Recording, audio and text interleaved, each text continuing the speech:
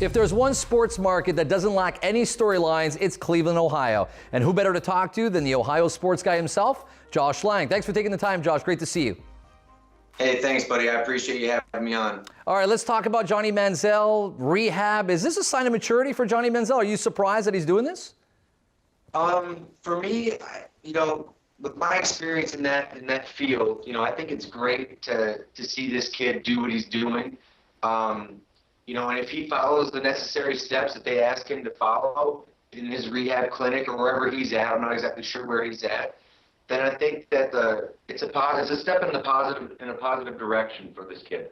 You look at some of the distractions and you look at what he's meant to this team and how much they've put the emphasis and focus on him. Does Brian Hoyer wanting to leave the team, is that related to Manziel in your opinion? Do you think that had something to do with it? To be quite honest with you, the team's kind of in a little bit of a mess. I think it stems from the top all the way down to the bottom, from owner Jimmy Haslam to the last player on the 53-man roster. If I were, to be quite honest with you, I don't necessarily think that Brian Hoyer is the answer anyway. So, for him to have an opinion on where he wants to play or doesn't want to play or a reason why doesn't really matter. I don't know if he's going to get a starting job anywhere else in the league, but I think that Manziel could have played a part in it. The ownership definitely wants Manziel to play, regardless of what anyone else thinks. That's why Shanahan left, and I'm pretty sure that's why Hoyer will end up leaving as well. You cover this team extensively. You've had a chance of seeing a lot of the games now that you're back in Ohio.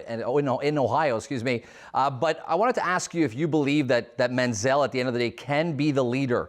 Does he have the skill set, or is this just too much pressure for one individual athlete?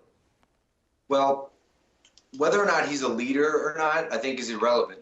I think if he could play and he can show that he can play, then the guys will end up following him. It's going to take what he can do on the field in order to get these guys to follow him.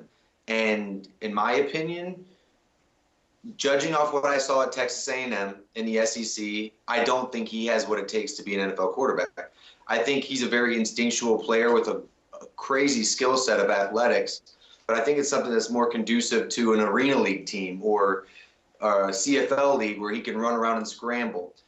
In the NFL, it's proven that guys like that don't really do very well. And as much as I hate to say it, I don't think he's going to be a great quarterback. I really don't. He's a small guy. I've seen him play live, and he's taken some hits, and it's only going to get worse. He's not Colin Kaepernick. He's not 6'5", 240 pounds. Let's extrapolate his style of play, and let's say, for argument's sake, none of the distractions are in play. Let's say tough training regimen, he focuses, he comes out of rehab. You still believe that without that proper surrounding himself with a proper team around him would not be sufficient for Johnny Manziel to step up? I don't believe so, and that's my personal opinion.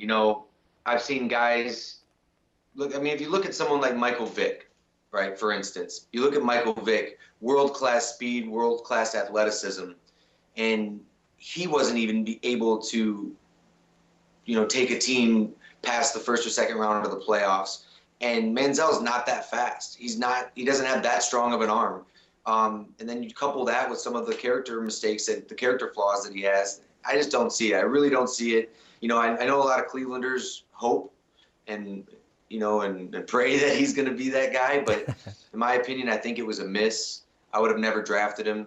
I would have traded him right after the draft if I was in that position to someone like the Cowboys and Jerry Jones, who likes those guys.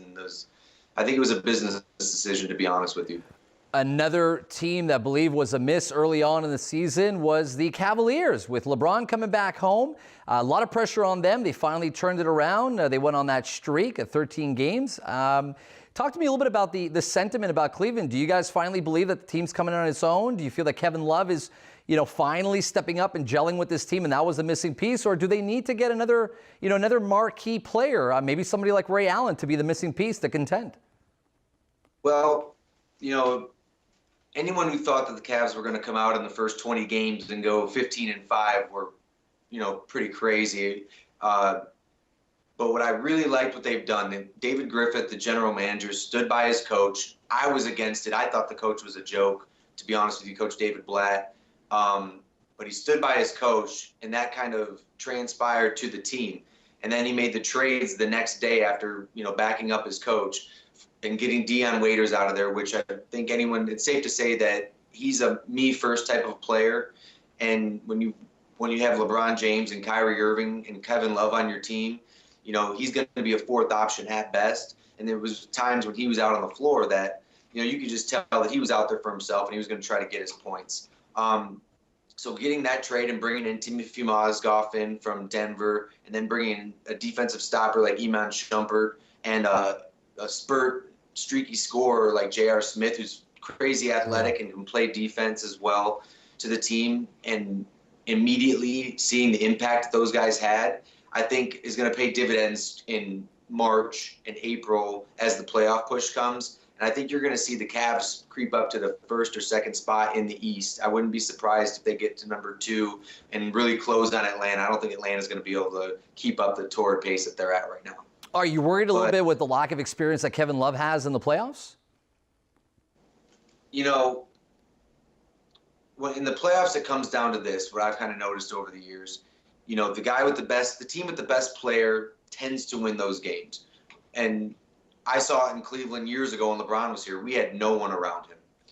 We had a couple of shooters, a couple of old veteran posts, and we were able to make it to the finals in 2007, which I thought was absolutely ridiculous. And we got swept by San Antonio. But Kevin Love, to be quite honest with you, is going to be a non-factor as in the playoffs come for me. I think he's going to be able to do his 15 and 10. He doesn't turn the ball over at all. He doesn't handle the ball enough to be a huge factor in costing the Cavs. I think he could help the Cavs and have some really good games. Before we let you go, we're going to have some fun with you as we go through our rapid fire segment. I'm going to throw a couple of questions out at you, and the first thing that comes to mind, throw it back. You ready to go? Yeah, sounds good. All right. How many wins can the Browns get under Manziel as quarterback? 6. Who's the better football organization, the Browns or the Buckeyes? I would say the Buckeyes. Bigger distraction in Browns locker room, Manziel or Gordon? Tie. What would mean more to the city of Cleveland, the Browns in the Super Bowl or the Cavaliers being NBA champs? The Browns in the Super Bowl without question. LeBron James calling out his teammates, good or bad for the team? I think it's good. And last but not least, will Kevin Love stay in Cleveland? I don't think so. I think he's gone at the end of the year if we don't trade him. Words from the wise. Thanks for taking the time, and we'll catch up with you soon. Thanks for doing this. Hey, thanks for having me. I appreciate it. Stay with us. My rant is up next. You don't want to miss it. Read Between the Lines is brought to you by enconfiance.ca. Find your dream home.